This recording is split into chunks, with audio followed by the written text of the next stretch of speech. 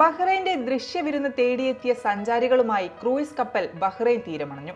Bahrain tourism and exhibition authority, Khalifa bin Salman fort, ഗതാഗത telecommunication മന്ത്രാലയം, APM terminals Bahrain എന്നിവയുടെ സഹകരണത്തോടെയാണ് 2025-26 cruise കപ്പൽ സീസണിലെ ആദ്യ ബാച്ച് ആരംഭിച്ചത്. ഇത് ടൂറിസം മേഖലയുടെ വളർച്ചയ്ക്ക് ഏറെ പ്രധാനമാണ്. രാജ്യത്തെ ടൂറിസം പ്രവർത്തനങ്ങളിലും ദേശീയ സമ്പദ് വ്യവസ്ഥകളിലും ഗതാഗത ചില്ലറ വിൽപ്പന മേഖലകളിലും ഇത് ഏറെ സ്വാധീനം ചെലുത്തും.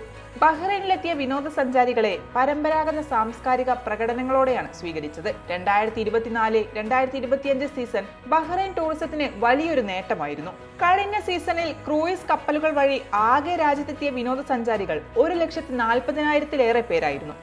2026-2027 സീസണിൽ ക്രൂയിസ് കപ്പലുകളുടെ ബഹ്റൈനിൽ ചെലവഴിക്കുന്ന സമയം 3 ദിവസം വരെ നീട്ടാനും പദ്ധതിയുണ്ട്.